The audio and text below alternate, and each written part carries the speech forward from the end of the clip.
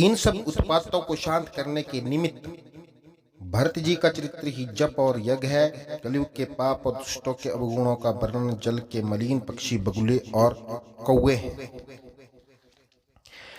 ये कृति रूपिणी नदी 6 ऋतुओं में सुंदर बनी रहती है, समय पर बहुत सुहावनी और पवित्र हो जाती है। पर्वत पार्वती महादेव का विवाह हेमंत ऋतु है। राम जी का सुखदायक जन्मोत्सव शिशिर ऋतु है। रामचंद्र की विवाह कथा आनंद मंगल को देने वाली बसंत ऋतु है और राम जी के वन गमन की कथा ही दुखदायी ग्रीष्म ऋतु। मार्ग की कथा मानो बड़ा धूप और लू है। राक्षसों की लड़ाई मानो वर्षा है जो देव समूह रूपी धानों को मंगलकारी है। राम राज्य जो सुख सुनीति और बड़ाई है वही सुख देने वाली है। इसमें सती शिरोमणि सीता जी के गुणों की कथा जल के निर्मल और उपमा रहित गुण है। भरत जी का स्वभाव शीतलता है जो सदैव एक सी रहती है, जिसका वर्णन नहीं किया जा सकता। रामचंद्र जी आदि चारों भाइयों का आपस में देखना, बोलना, प्रेम करना और हंसना तथा सुंदर भातृभाव ही जल की मिठास और सुगंधी है। अति नम्रता के साथ मेरी विनती और दीनता ही इस सुंदर जल का हल्कापन और निर्मलता है। इसमें जल का कुछ दोष नहीं। ये जल अनोखा है कि सुनते ही गुण करता है और आशा रूपी प्यास और उनके मैल को दूर करता है। ये जल राम जी में सुंदर प्रेम को बढ़ाता है और कलयुग के पापों को गलाने को हरता है। ये जल जन्म मरण की थकान को दूर करने वाला है और संतोष को भी संतोष देने वाला है तथा कठिन दुख और दरिद्र के दोषों को नाश करता है। ये जल काम क्रोध अहंकार और मोह को नष्ट करने वाला है और निर्मल ज्ञान वैराग्य को बढ़ाने वाला है। आदर से स्नान करने और पीने से पाप और दुख हृदय से मिट जाते हैं। जिन्होंने इस जल से अपने मन को नहीं धोया उन कायरों को कलिकाल ने बिगाड़ दिया। प्यासा हिरण जैसे सूर्य की किरणों से उत्पन्न हुए मिथ्या जल को देख भटकता है, वैसे ही भटकेंगे। अपनी बुद्धि के अनुसार इस निर्मल जल के उत्तम गुण समूह को पहचान उसमें मन को स्नान कराकर और भवानी शंकर को स्मरण करके मैं तुलसीदास ये सुहावनी कथा कहता हूँ।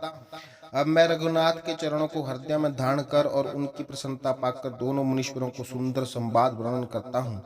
भारद्वाज मुनि प्रयाग में रहते हैं, उनका श्री रामचंद्र जी के चरणों में अधिक प्रेम है। वे तपस्वी शांत सब भाव इंद्रिया जीत दया के घर और परमार्थ के मार्ग में बड़े चतुर हैं। माघ मास में मकर संक्रांति पर सब कोई तीर्थ राज प्रयाग में आते हैं। देवता दैत्य किन्नर और मनुष्य के झुंड आदर सहित सब त्रिवेणी में स्नान करते हैं।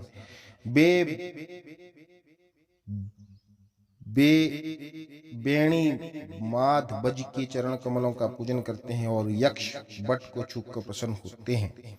वे भारद्वाज मुनि का आश्रम अत्यंत पवित्र बहुत सुंदर मुनीश्वरों के मन को मोहित करता है।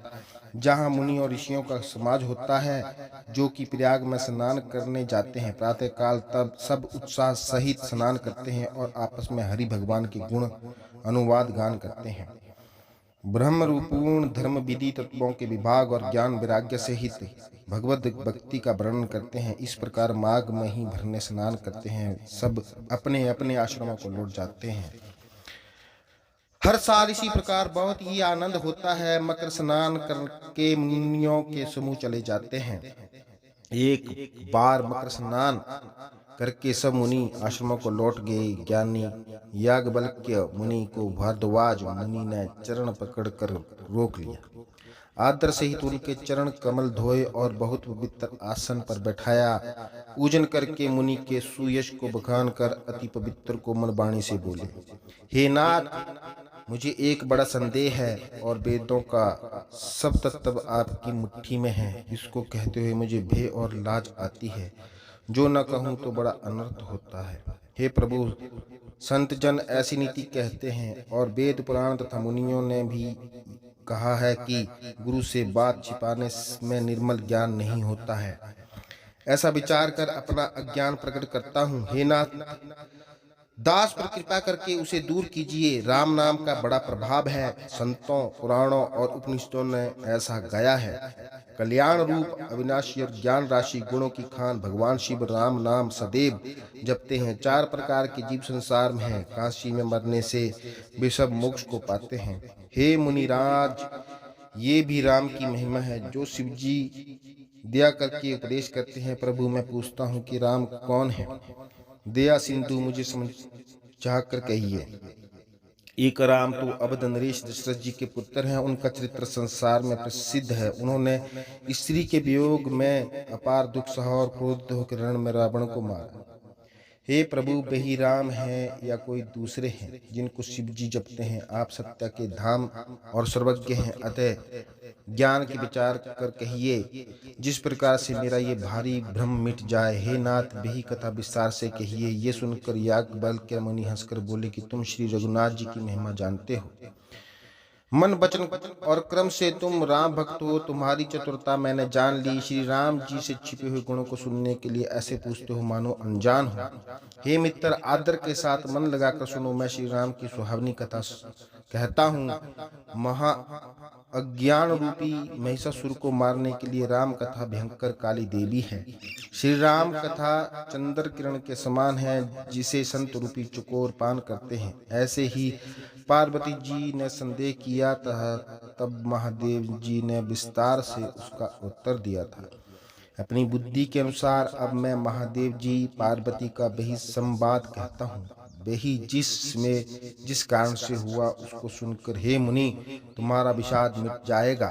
एक बार त्रेता युग में महादेव जी अगस्त्य ऋषि के पास गए। साथ में जगत जननी भवानी भी थी। ऋषि ने सब जगत के ईश्वर जानकर उनकी पूजा की।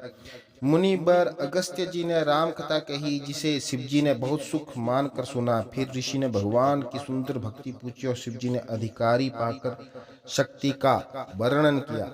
रघुनाथ जी के गुणों की कथा कहते सुनते शिव जी कुछ दिन वहां रहे। फिर मुनि से विदा मांगकर शिव जी सीता सती जी के साथ अपनी स्थान को चले गए। उन्हीं दिनों पृथ्वी का भार उतारने को श्री हरि ने रघुवंश में अवतार लिया था। पिता का वचन मान राज्यों को छोड़ अविनाशी प्रभु उदास होकर दंडक वन में विचरते थे। हृदय में विचार करते हुए शिव जी जा रहे थे कि किस प्रकार दर्शन हो। प्रभु ने गुप्त रूप में अवतार लिया और मेरे जाने से सब जान लेंगे। शिव जी के मन में बड़ा क्षोभ था। बसती इस भेद को नहीं जानती थी। तुलसीदास जी कहते हैं कि उनके नेत्रों में राम दर्शन की लोभ पूर्ण लालसा थी और मन में ये डर था कि इस भेद को कोई जान न लेवे। रावण ने ब्रह्मा जी से मनुष्य के हाथ से अपनी मृत्यु मांगी थी। सो प्रभु ब्रह्मा जी का वचन सत्य करना चाहते हैं। मैं श्री राम जी के दर्शन करने न जाऊं तो पछतावा रहेगा। ऐसा विचार करते हुए शिव जी कुछ निश्चय नहीं कर सके। इस प्रकार महादेव जी सोच में पड़े हुए थे। उसी समय रावण ने जाकर नीच मारीच का साथ लिया। वह तुरंत कपट मृग बन गए। छल करके मूर्ख रावण ने सीता जी को हर लिया, क्योंकि प्रभु का प्रताप वह नहीं जानता था। मृग को मारकर भाई सहित जब श्री राम आए तो आश्रम को खाली देखकर नेत्रों में आंसू भर आए। सीता जी के वियोग में व्याकुल मनुष्यों की भांति राम लक्ष्मण दोनों भाई उनको वन में ढूंढते फिरते हैं। जिनके कभी संयोग वियोग नहीं, उनमें विरह का दुख प्रत्यक्ष देखा गया। श्री रामचंद्र जी के चरित्र बहुत ही विचित्र हैं। जो बड़े ज्ञानी हैं वे ही जानते हैं। जो मंद बुद्धि हैं वे अज्ञान के वश हृदय में कुछ और समझते हैं। महादेव जी ने उसमें श्री राम जी को देखा। उनके हृदय में बहुत आनंद उत्पन्न हुआ। नयन भरकर शोभा के सागर राम जी को देखा, परंतु कुअवसर जानकर परिचय नहीं किया। जगत को पवित्र करने वाली सच्चिदानंद की जय हो, इस प्रकार कहकर कामारी शिव जी चली दिए। कृपा निधान शिव जी आनंद से बार बार पुलकायमान होकर सती जी के साथ जा रहे थे। शिव जी की उस दशा को देखकर सती जी के हृदय में बड़ा संदेह उत्पन्न हुआ कि शिव जी सब जगत के वंदनीय और जगदीश्वर हैं। देवता मनुष्य और मुनि सब इनको सिर नवाते हैं। उन्होंने राजपुत्र को सच्चिदानंद और मोक्षधाम कहकर प्रणाम किया और उनकी शोभा को देखकर इतने मग्न हो गए कि अब तक हृदय में प्रीति रोकने से भी नहीं रुकती। जो ब्रह्म सर्व व्यापक माया से रहित अजन्मा अदृश्य इच्छा और भेद रहित है और जिसे वेद भी नहीं जानते, वह क्या देह धारण कर मनुष्य हो सकता है। जो विष्णु देवताओं के हित के लिए मनुष्य शरीर धारण करते हैं वे भी सर्वज्ञ हैं। जैसे शिव जी वे ज्ञान के भंडार लक्ष्मीपति और असुर शत्रु क्या अज्ञानी के समान स्त्री को ढूंढेंगे। फिर शिव जी की वाणी भी मिथ्या नहीं हो सकती। सब जानते हैं कि शिव जी सर्वज्ञ हैं। इस प्रकार मन में बड़ा संदेह हुआ, हृदय में ज्ञान उत्पन्न नहीं होता था।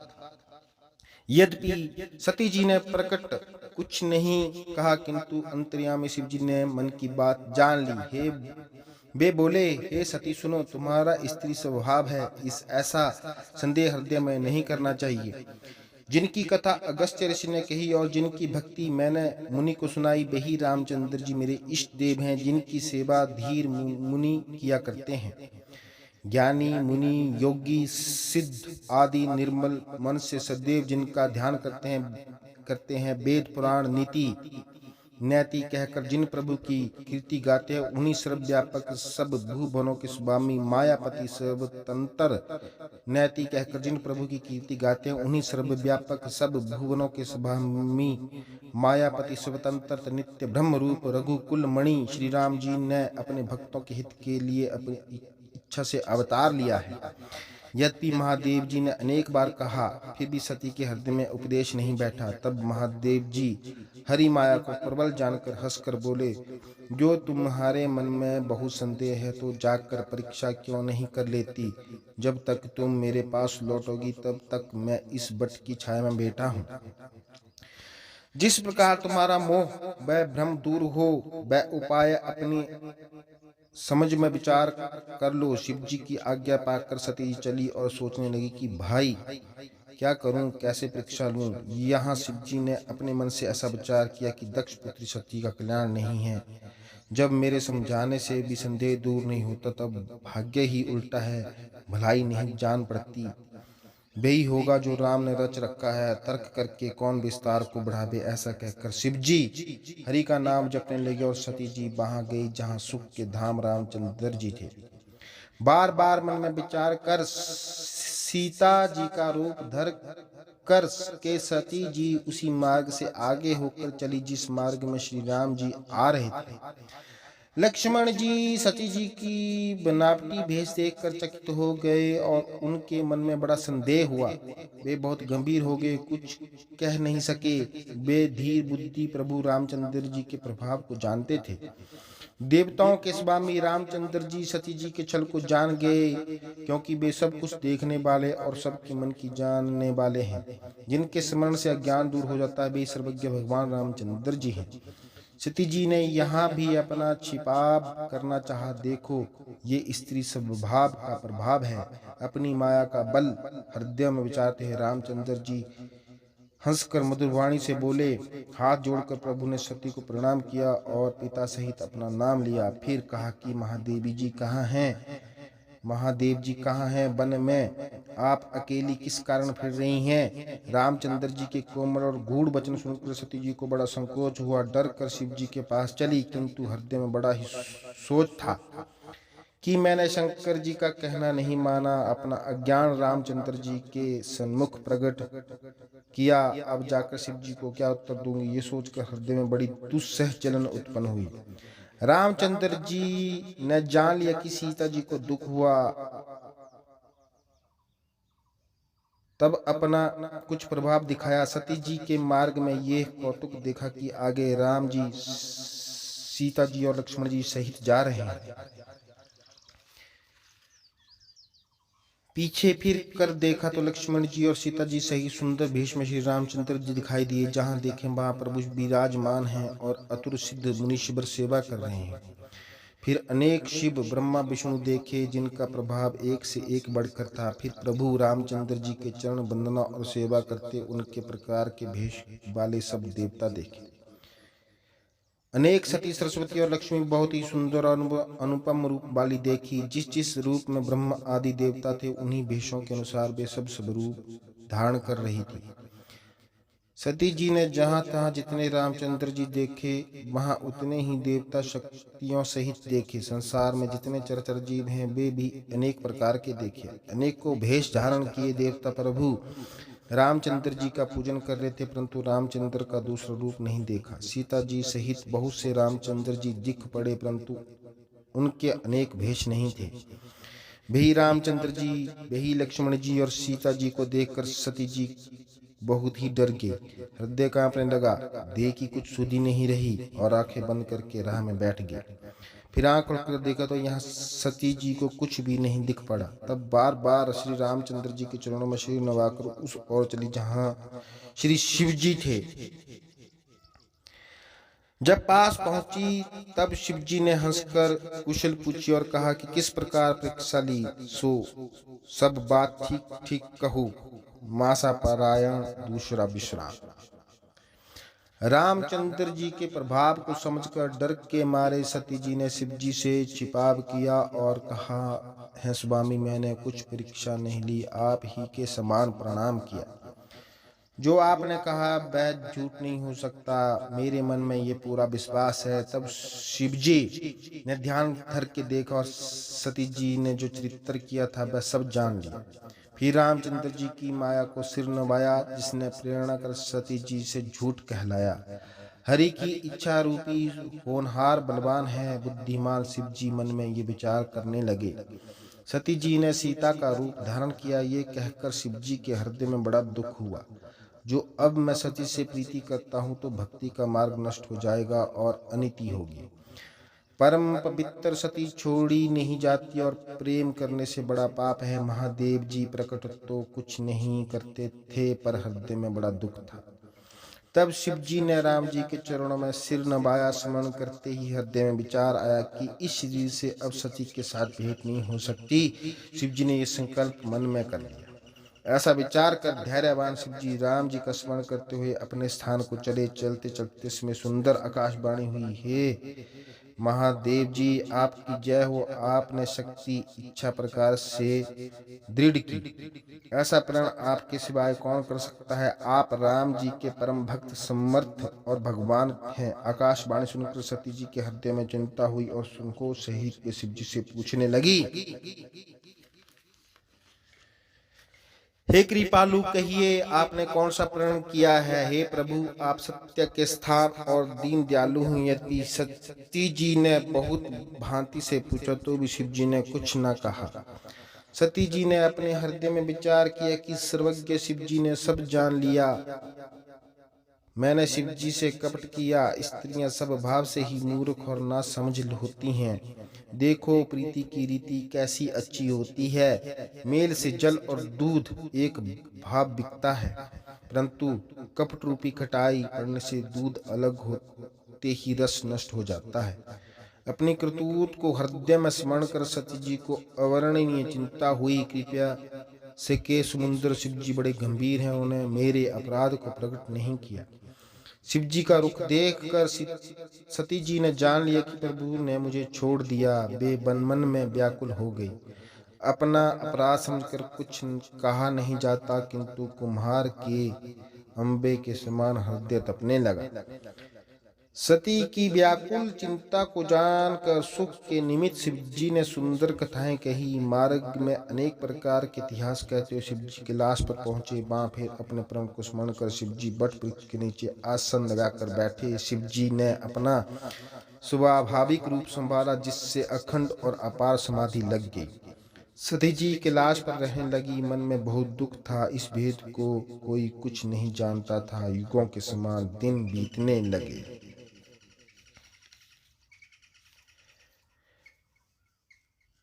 नित्य नई सोच सती के हृदय में बढ़ने लगा कि कब इस दुख से पार होंगी। मैंने जो रघुनाथ जी का अपमान किया है और फिर पति के वचनों को झूठा जाना है, उसका फल ब्रह्मा जी ने मुझको दिया है। जो कुछ उचित था वह ही किया। वे विधाता, अब तुमको ऐसा उचित नहीं है कि शंकर जी से अलग करके मुझे जिलाते हो। सती के हृदय की ज्ञानी कुछ कही नहीं जाती। सियानी सती ने मन में श्री राम का स्मरण किया। प्रभु, जो आप दीन दयालु कहलाते हैं और दुखों को दूर करने वाले कहकर वेद आपका यश गाते हैं, तो मैं हाथ जोड़कर विनती करती हूँ कि मेरा शरीर जल्दी छूट जाए। मेरा शिव जी के चरणों में स्नेह है और मन कर्म वाणी से मेरा पतिव्रत सच्चा है। तो हे समदर्शी प्रभु, सुनिए और जल्दी ऐसा उपाय कीजिए जिससे अनायास ही मेरी मृत्यु हो जाए और ये दुस्सह विपत्ति दूर हो जाए। इस प्रकार दक्ष कन्या सती दुखी थी। अकथनीय बड़ा दारुण दुख था। 87,000 वर्ष बीतने पर अविनाशी शिवजी ने समाधि खोली। शिवजी राम नाम का उच्चारण करने लगे। तब सती ने जाना कि अब विश्वनाथ समाधि से जाग गए हैं। उन्होंने समीप से जाकर शिवजी के चरणों में प्रणाम किया। तब शिवजी ने उन्हें अपने सामने आसन किया। शिवजी ने भगवान की रसीली कथा कहने लगे। उसी समय दक्ष प्रजापति हुए। ब्रह्मा जी ने दक्ष को सब प्रकार से योग्य देखकर प्रजापति का स्वामी बनाया। जब दक्ष ने बड़ा अधिकार पाया तब हृदय में बड़ा अभिमान आया।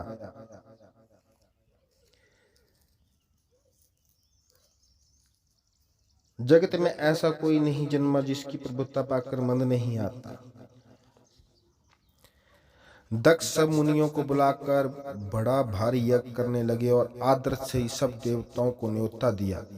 जो यज्ञ में भाग पाते हैं, किन्नर, नाग, सिद्ध, गंधर्व आदि सब देवता अपनी स्त्रियों सहित चले। विष्णु, ब्रह्मा और महादेव जी को छोड़कर सब देवता अपने अपने विमान बनाकर चले।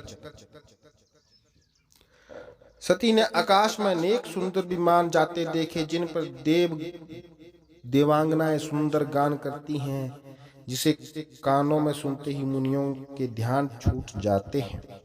सती ने पूछा। तब शिवजी ने सब हाल कहा। पति का यज्ञ सुनकर सती प्रसन्न हुई और विचार करने लगी कि जो महादेव जी मुझको आज्ञा दें तो कुछ दिन इसी बहाने से पिता के घर जाकर रहूं। पति के द्वारा त्यागे जाने का मन में बड़ा दुख था, परंतु अपना अपराध समझकर कुछ नहीं कहती थी। वे संकोच और प्रेम रस से भरी हुई मनोहर वाणी से सती जी बोली। पिताजी के घर बहुत बड़ा उत्सव है। हे प्रभु, हे कृपा निधान, यदि आपकी आज्ञा हो तो मैं भी आदर पूर्वक उसको देखने जाऊं। शिवजी ने कहा, जो तुमने कहा वह ठीक है। तुम्हारी बात मुझको भली लगी, परंतु ये अनुचित है कि उन्होंने हमको न्योता नहीं भेजा। दक्ष ने अपनी सब कन्याओं को बुलाया है, किंतु हमारे बेर के कारण तुमको भी भुला दिया। एक बार ब्रह्मा सभा में हमसे अप्रसन्न हो गए थे, उसी से अब तक हमारा अपमान कर रहे हैं। हे भवानी, बिना बुलाए